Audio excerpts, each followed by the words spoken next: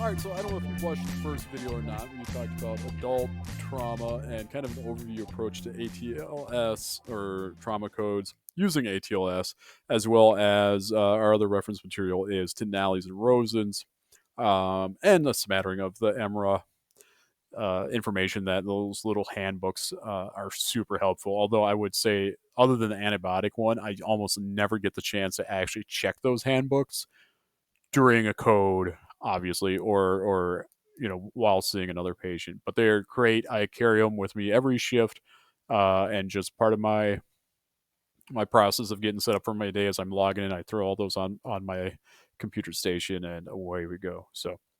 Okay, now we're going to talk about special populations.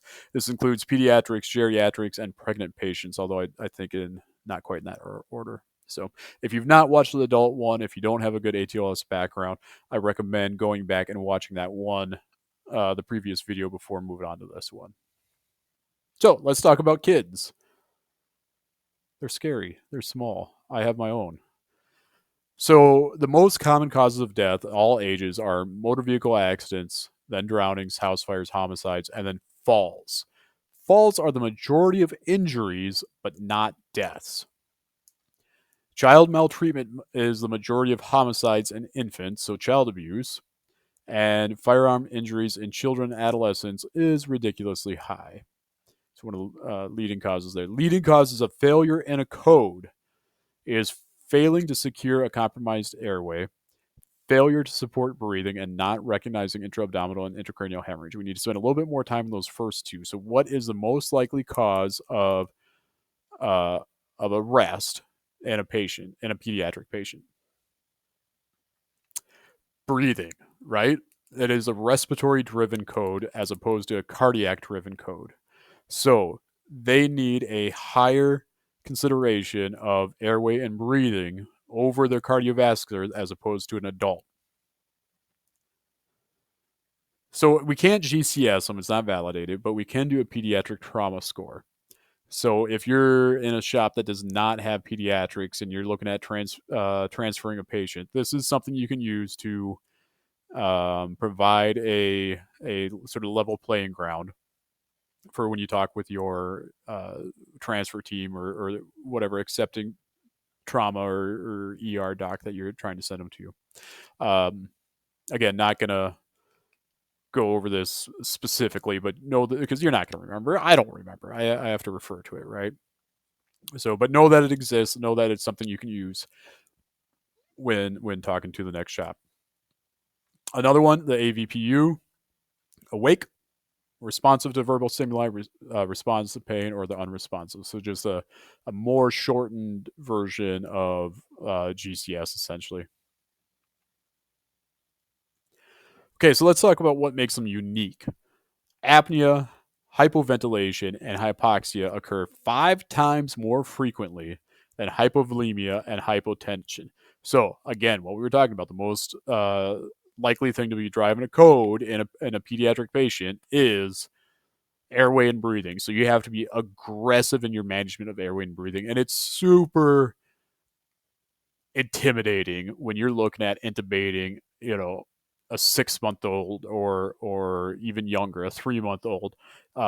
You're trying to take whatever size is indicated, size 1 blade or a size 0 blade, shove it down their itty bitty throats and try and peek through there in this small window and shove a tube in there. And if as you're lifting their body off the table.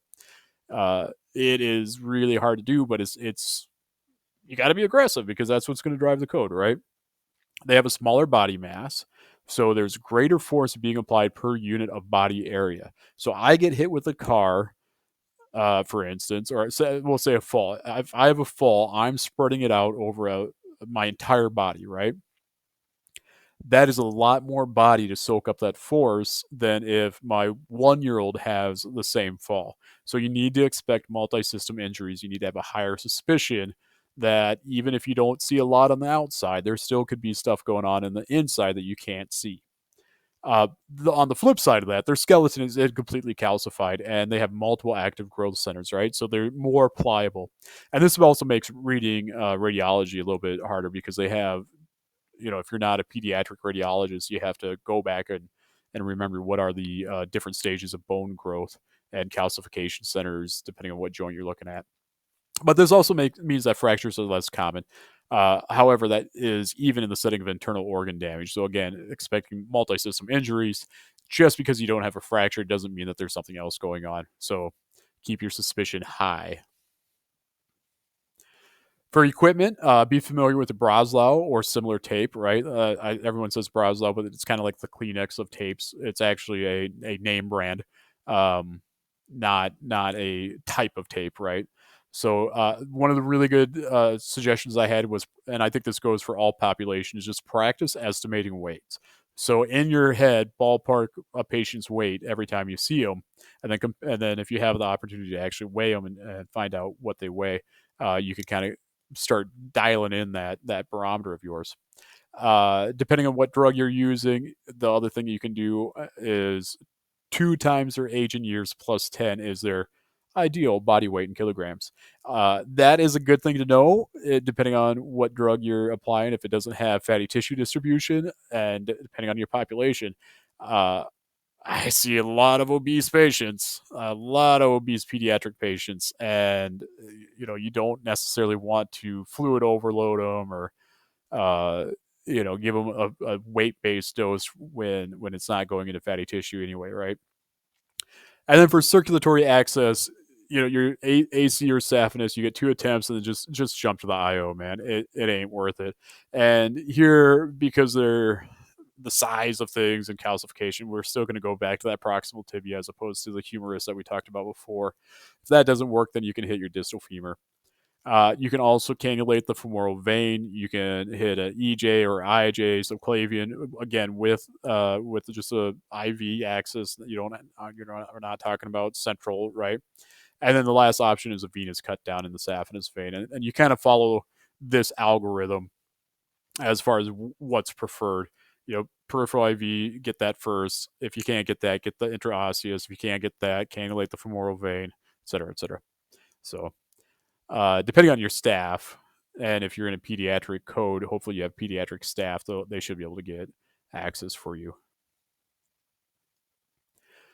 As far as the airway goes, kids have fat heads. So we didn't really talk about this in adults, but sometimes to line up the access, your oral cavity, your pharynx, and your trachea, you might have to put stuff underneath their head because we tend to have fat backs. So you might have to shove a pillow or some rolled up towels underneath an adult's head to lift it up so that their ears uh, are on the same plane as their sternum. In kids, it's the reverse, right? They have fat heads. That's why when kids fall, they tend to fall head first. So you may have to actually put something underneath their shoulders to raise their sternum up to match that level. And I think this is a Google image that I just found, so I want to make sure to give credit. This is not mine, right? ATLS really emphasizes pre-oxygenation. That goes back to that idea of that airway and breathing is the number one cause of codes in kids. There's the age divided by 4 plus 3.5. That's for a cuff tube. In a code, if you're prepping for a code, I can remember this, right? If I know that I got a 3-year-old on the way and we might have to intubate, and I'm thinking, okay, I'm prepping, right? What size tube do I need? I can do the math and I can remember it. If I get one that comes in and like I didn't expect to intubate, like, my math goes out the door, right? So what you could do is you can grab a cuff tube and gauge the size by matching it to their nair. So if it looks like it's going to fit in their nair, you're going to be able to make it, and that's probably the best tube to use. You're only shoving 2 to 3 centimeters past those glottic folds. It's super easy to, I spent 2 weeks just doing intubations in the OR, in the pediatric OR, and it's so easy to drive deep because again, you got so much muscle memory that you want to shove it as far as you do an adult, and you really got to be a little bit more gingerly with this. There's also the 3-2-1 rule, which is recommended. What I don't like about this is it relies on weight, but because often we don't know the weight of kids coming in. But the 3-2-1 rule is if you know a weight of a patient coming in, and I suppose you can guesstimate to get started, but fentanyl 3 mics per kg, ketamine 2 milligrams per kg, and rocuronium 1 milligram per kg, and you just get that pulled up ready to go. Uh, Rock is also IV. I don't know why that's not marked. And then also before you intubate in a kid, in an infant, sorry, 0.1 milligrams to 0.5 milligrams of atropine is suggested just to support that heart rate as you're creating that vasovagal, and you might be dropping their pressures a bit with your RSI drugs. Another thing, if they have a drop in oxygen saturations, and I guess this applies to adults as well, but there's a dope mnemonic, which again, I'm not a huge mnemonic guy, but as you're learning here, they might be helpful. But did the tube get dislodged? Is there an obstruction like secretion, kinking in the tube itself? Is there a pneumo, or is there something that went wrong with the ventilator or the equipment itself? So I had this come up where when I was a tech still actually because I was a tech as I was a med student, I transported a patient to the ICU that was tubed, and we moved him over to the bed, and all of a sudden his oxygen saturation started dropping, and everyone was going, oh, what are we doing? We're doing he's dropping, and while they were all running around like listening to breath sounds and doing all this kind of thing, getting ready to call anesthesia and RT, uh, I just looked at the tube. Is it dislodged? Nope, it's still there. But it was kinked over at a 90-degree angle. I put it upright.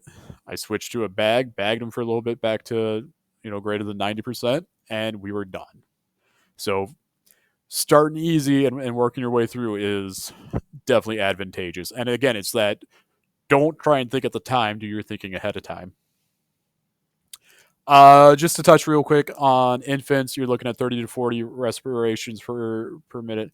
Older children, you're dropping down to 15 to 20. And then tidal volume is 4 to 6 mils per kg, and then 6 to 8. And that's, again, ideal body weight. And just to reiterate, 2 times age in years plus 10 for ideal body weight. So I hate it when people flip through their PowerPoints like that, so I apologize. And then circulation, one of the changes, right? Mild blood volume loss, talking under 30%. You're going to have to increase your heart rate, weak, thready peripheral pulses. They're going to be anxious, irritable, confused. You're going to see some skin changes like they're mottled, prolonged cap refill.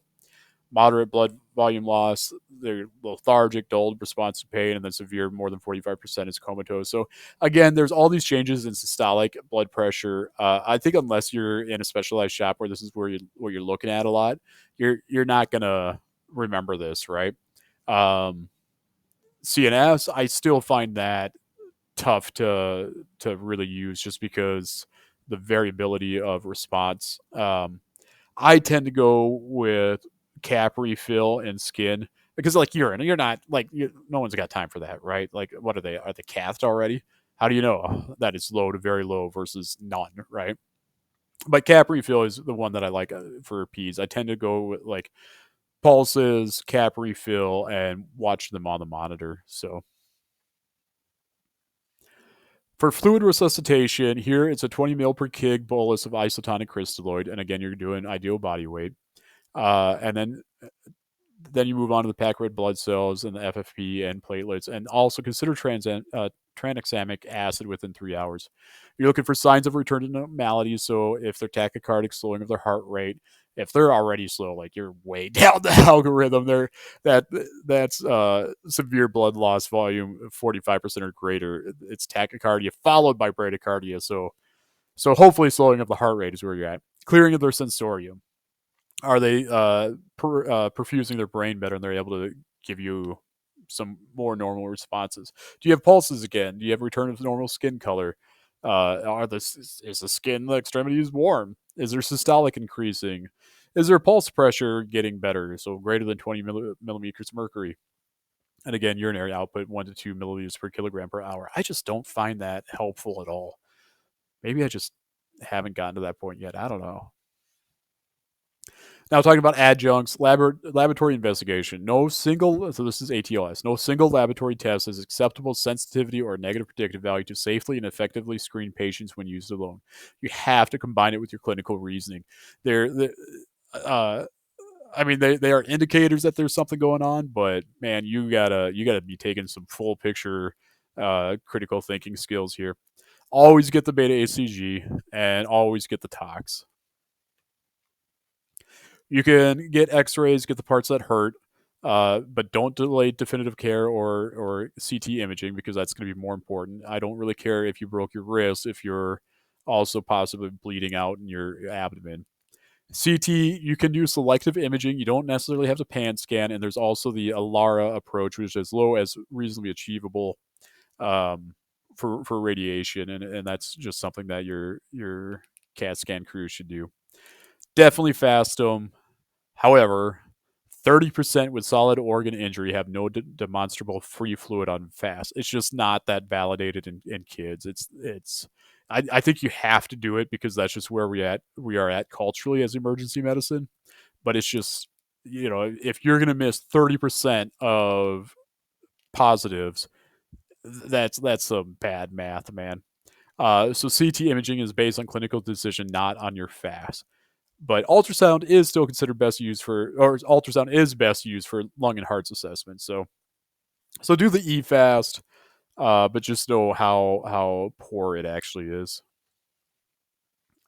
and then transfer to definitive care. If this is not your shop, don't try and handle it. Right? Calculate that trauma score that we talked. If it's under 8, you're going to be able to transfer pretty easily. And remember, it goes by specialized pediatric transport teams. For where I'm at right now, they're called PANDAS, and they're designed just for pediatric transports.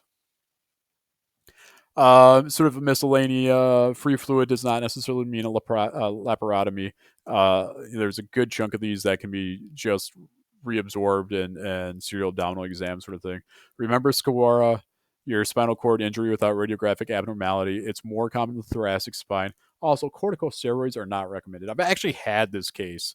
I was not impressed with the mechanism of injury. This kid took a header while playing hockey, wearing a helmet, had numbness and tingling. I thought it was, more of a concussion sort of thing, and my attendant corrected me. Also, emergency thoracotomy has no role in blunt traumatic arrest, and 15 minutes of CPR is kind of the guideline. After that, it just ain't worth it. Okay, moving on from one side to the other. Geriatric. We did kids. Let's do old people. So big things that we're going to talk about is as you get old, things change just naturally in your body, and some of the functional changes are like your heart. It has a declining function. It's not as sensitive to catecholamines. You have less myocyte mass. It's just can't pump the way that it was. Your muscles aren't as good. You got atherosclerosis of the vessels. You've got an increased afterload because they're all hypertension patients. You probably have a fixed cardiac output and fixed heart rate because you're on beta blockers so great, right? But what does that mean? Who cares? Here's why we care. You will have a lack of quote unquote classic response to hypovolemia. If you're on a beta blocker, you will not get tachycardic. So you can't use that as a guideline of is my patient having, hemorrhagic shock, right? You are at a higher risk for cardiac ischemia because you got bad coronary vessels anyway. You are at an increased risk of dysrhythmias and you have an elevated baseline blood pressure. So if you're 120 over 80, you got a trauma patient that's 90 years old and they're 120 over 80, that might be a really bad blood pressure for them because they live at 160 over 100. Other changes: pulmonary, thoracic kyphoscoliosis, you're hunched over old person, right? I had a guitar teacher when I was a kid that was I don't know what he seemed like 90 at the time, but he basically stared at the floor when he walked. So that's going to have a decreased transverse thoracic diameter. He couldn't take a big breath because he didn't have the space in his cage for that anymore. There was a decrease in elastic recoil because you don't make that elastin the way you used to. You have a reduced functional residual capacity, decreased gas exchange. And then moving on from size related things, you have a decreased cough reflex. Your mucociliary function is not as good. You have an increased oropharyngeal colonization as your teeth get old and start to rot. Right. So again, implications for care: increased risk of respiratory failure. They cannot take big breaths. Increased risk of pneumonia. They can't clear their airway the way they used to. And there's a poor tolerance to rib fractures. Rib fractures in old people, if you got the space, man, you should think about keeping them. Functional changes in the kidneys. There's loss of renal mass. There's a decreased GFR. There's decreased sensitivity to ADH, aldosterone. For care, your routine renal labs will be normal and they are not relative of dysfunction. You will need to change your drug dosing for renal insufficiency. They will have a decreased ability to concentrate urine, and urine flow may be normal with hypovolemia because they cannot mount that same response, and they are at an increased risk of acute kidney injury. So skin, soft tissue, musculoskeleton, they have a loss of lean body mass. There's osteoporosis, changes in the joint and cartilage, all the ossification there. Degenerative changes, including in the C-spine, right? That's not just in your thoracic cavity, and you have a loss of skin elastin and subcutaneous fat. So again, why do we care? They're at an increased risk of fractures. I've had that hip fracture that all she did was fall out of her chair. She leaned forward to pick up the remote, fell out. Next thing you know, she's got a hip fracture. They're not mobile. So that has implications for before the accident, right? That they can't get out of the way and they can't protect themselves physically in the same way that a younger patient can do. Also, if they can't walk after a minor injury, you know what? You're sending them home to a really, really bad situation. You might need to keep them. They're going to be difficult to orally intubate. Again, with all that osteoarthritis that can be in the jaw as well, or the C spine, and you might not get a good jaw thrust. They might have poor mouth opening. You've got risk of skin injury due to immobility. They are at higher risk for skin ulcers, right? Decubitus ulcers, ulcers from being in a sea collar for too long. And they're going to get hypothermic if you do not take care of their body after you've disrobed them completely. And then, of course, long-term challenges in rehabilitation. Endocrine. I don't think this one says. This one I suddenly get a lot less excited. Less production in response to thyroxine and DHEA. There can be an occult hypothyroidism relative to hydrocortisone state, increased risk of infection. I mean, we're going to cover a lot of people for infection anyway, but I feel like there's so many really good examples of why we care about age changes. Then you get to endocrine, it's like, oh yeah. But anyway, all right, common mechanisms. Geriatrics. Falls, 1/3 of older adults fall annually, and if they fell once, there's a good chance they're going to do it again, right? So that's a huge visit that you'll see in the ER if you're an intern. You're going to get real comfortable with falls. Motor vehicle crashes is actually the second most common, and pedestrian versus motor vehicle collisions is second only to children in numbers. Only kids get hit more.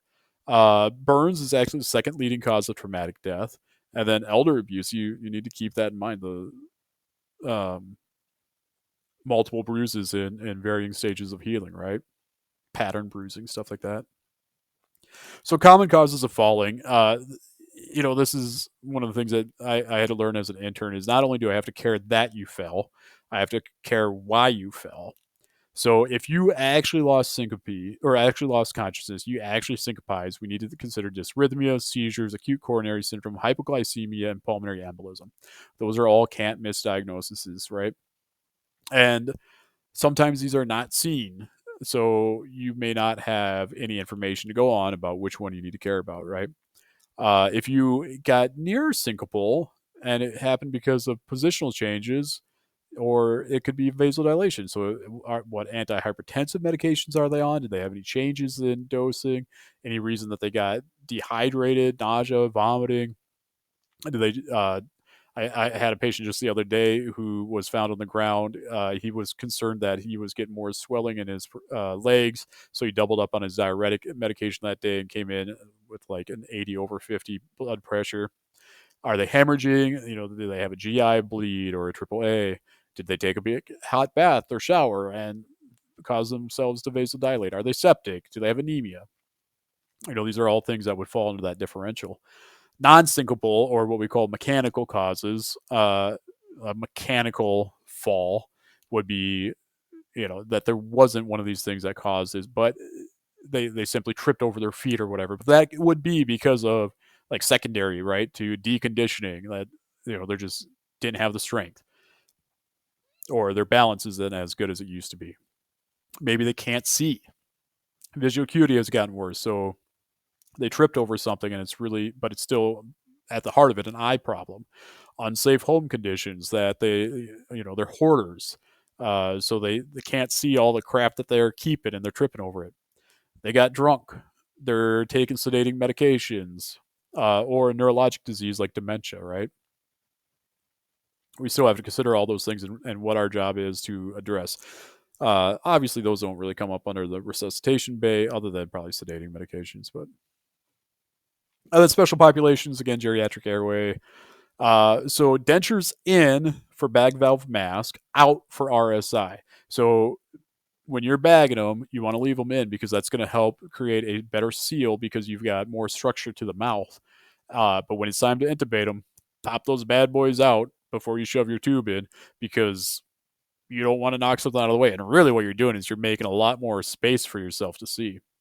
You might have to reduce your sedative dosing between 20 to 40% to minimize cardiovascular depression. So almost half it, right? Or quarter it, or I guess take a quarter off. Uh, Push dose epi. There's a lot of people really on this right now. So you take a 10 millimeter syringe with 9 millimeters of normal saline. You drop 1 millimeter of epinephrine from the cardiac amp. So now you have 10, and then you shake it up, right? Now you have 10 milliliters of epinephrine, 10 micrograms per milliliter. So it's not the full bore cardiac amp because you don't want that. Really, you're just giving them a little extra boost, right? It's got alpha and beta 1 and 2 effects. So it's an inoppressor, and you're helping to support their heart rate before you know, try and tank it with your RSI meds. So don't give the cardiac arrest dose. That's 1 milligram to patients with a pulse. Onset is only a minute. It lasts 5 to 10 minutes, and you can redose every 2 to 5 minutes after that.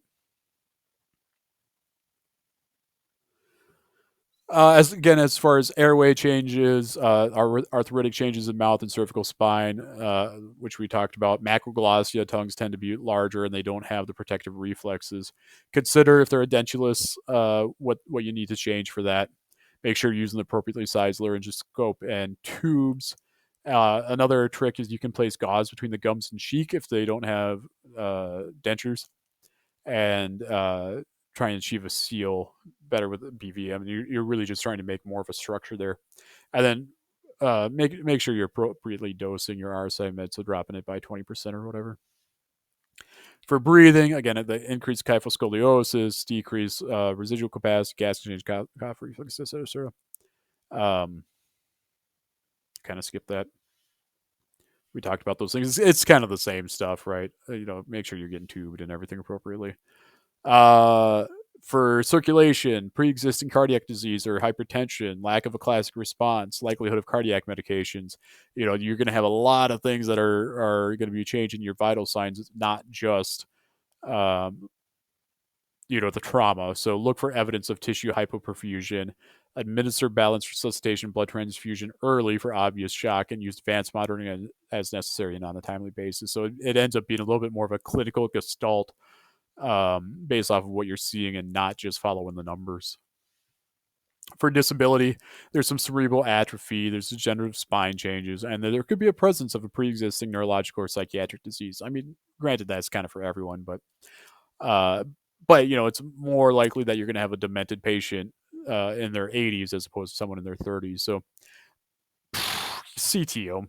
Like, this is another one where you just CT everyone for brain and spine.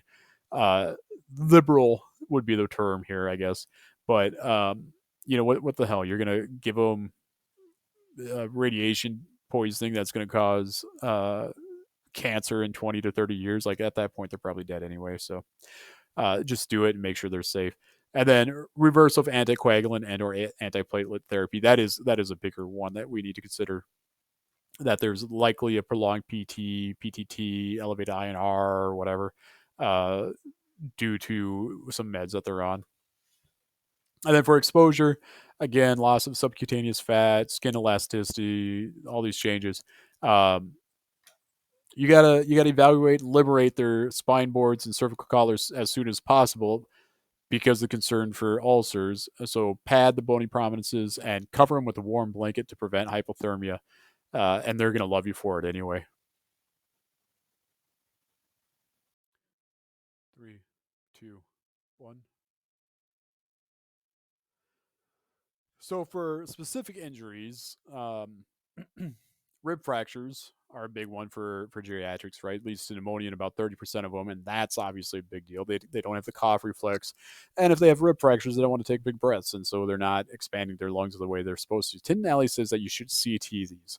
This is not something that we necessarily do in my shop, but I'm absolutely open to making that adjustment. Pain control and pulmonary hygiene is a big deal, and then having a low threshold for admitting. So you don't want them to go home and lay in bed for the next what week or two because they have rib fractures and then come back with pneumonia. Better that we can take care of them here. Traumatic brain injury is a big deal, of course, and then they've got the decreased vasculature, uh, and so you're more likely to tear the bridging veins. Pelvic fractures, most commonly from a ground level fall. You don't have to fall very far. And if you CAT scan the pelvis, if it's tender, but you have a negative X-ray, still get the CAT scan if you have a high enough suspicion. CT of the head for anyone on thinners. Again, to me, geriatric, you're just going to get CT of the head anyway. Hyperextension of the cervical spine is more likely to lead to central cord syndrome. This is one that I screw up with a lot with anterior cord syndrome. But central is motor deficits in the upper extremities are worse than in the lower extremities. So they're more likely to have central cord syndrome, and it has to do with the elastin in the spinal cord. So CT the spine, and then also anyone that you're trying to clear, make sure you ambulate them. I've had sprains that don't get to go home because they can't walk, and I can't send them home to live alone when they can't walk. Right. All right. Now moving on to pregnant patients. What to do when they're pregnant? And this is another one. I don't know. Like kids are a little intimidating. Geriatrics I don't find very intimidating. Pregnant patients I think are the worst out of the three because I'm always just like, oh crap, I did not want to go into OB-GYN, but here I am. So I always hope that they're like 30 weeks or better, or whatever the cutoff is for OB-GYN to have to come down and do it with me. So let's talk about the anatomical differences. Remember, resuscitating mom is resuscitating the fetus, so care about mom first. Call for help early. That's both OB and trauma. And here we have a picture that I'm pretty sure I took off of Google Images. I'm not sure who to attribute for it, but showing just the different changes in weeks and where you should expect that fundal height. So if you hit the belly button, that's when you're about 20, and that's the easiest one to remember. So the thing to consider though is as that line gets higher, then everything else has to get higher, right? You cannot have a change in your fundal height without compressing something. So you're moving things out of the way. All the other organs start going up and out. Also, plasma volume increases steadily throughout pregnancy. The red blood cells do not. I mean, they do get more steady, but not as quickly, right? So you have a dilutional anemia. So your hematocrit is like 31 to 35%, right? So you can lose 1,200 to 1,500 milliliters of blood before you start showing signs or symptoms. That's a huge loss. That's going into that 30% blood loss. Cardiac output, so we're talking class 2 without showing any signs, right? Cardiac output increases 1 to 1.5 liters per minute. Heart rate increases only 10 to 15 beats per minute over baseline by the third trimester. So, that patient may have a falsely elevated tachycardia if you don't consider that. Your blood pressure falls 5 to 15 millimeters per mercury. And I think the biggest takeaway here, because a lot of these numbers can be hard to remember, just remember the concept, right? But do remember the vena cava. If they're supine, it lowers their cardiac output by 30% and could cause hypotension. So that's a significant amount of change in their cardiac output. So just push that belly. Just push the belly. Also, minute ventilation increases due to increase in the tidal volume. Their PaCO2 of 35 to 40 should be higher, right? So that may actually indicate impending respiratory failure. So changes to the primary survey, or I guess kind of more the order of operations. Start with the primary survey and resuscitation of mom. Do not move on to the fetus until you're done with mom. Resuscitating mom is resuscitating the fetus. After you've done the primary survey with resuscitation of mom, then you do the primary survey with resuscitation of the fetus. And then after that, you go on to the secondary survey of mom. Obviously, not a secondary survey of the fetus because I don't know how you're going to do that. So, manually displace that uterus. If you're doing spinal precautions, you can shove some towels underneath the right side and lift it 4 to 6 inches. That's going to push the uterus off to the left because your IVC is on the right. You're going to push that off and improve that cardiac output by 30% right there. Boom. Resuscitate with fluid. Sorry. You're going to increase your resuscitation efforts by about 50%, how much fluid you're going to give. And then early type specific blood. Vasopressors are a last resort because they result in fetal hypoxia. The main cause of death in the fetus is maternal shock or death. The second most common is placental abruption. In 30% of these, there will be no vaginal bleeding. So you have to have a high suspicion or high index of suspicion for placental abruption, even when there's no bleed, right? You're going to see things like tenderness of the uterus. So when you're pushing on that belly and it hurts, uterine contractions, uterine tetany, uterine irritability is an indicator of placental abruption, and that's only 3 contractions an hour can show that, right? That does not seem like very much. You can auscultate with the Doppler, and then if you're going to use a tocodynamometer, oof, tocodynamometer. There we go. I don't say that word often because OB is they're the ones that end up running that part of the show, right? You're going to clear them medically, and then they're going to go upstairs. If they're greater than 20 weeks gestation, you're going to do and no risk factors. They need to be monitored for 6 hours. If they have risk factors, you're going to monitor them for 24 hours. And then here's a list of risk factors. So, but either way, as I would, you're going to EFAS them anyway.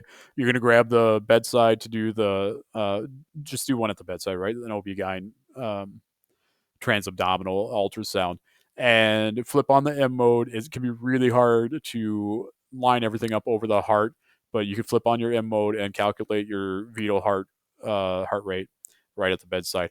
And I actually do that for a large majority of my pregnant population, whether it's indicated or not, just because it makes them feel good, and I can document that like fetal heart rate is doing good when they're there. So as far as the airway goes, they're going to have more airway edema. Their mucosa is more friable, so you actually have to go a little bit smaller in your tube. They have decreased gastric motility, kind of like an old person, so they have an increased aspiration risk. So early placement of the NG tube. So I'm escaping the hormone now, but is the progestin that causes smooth muscle relaxation? I think so.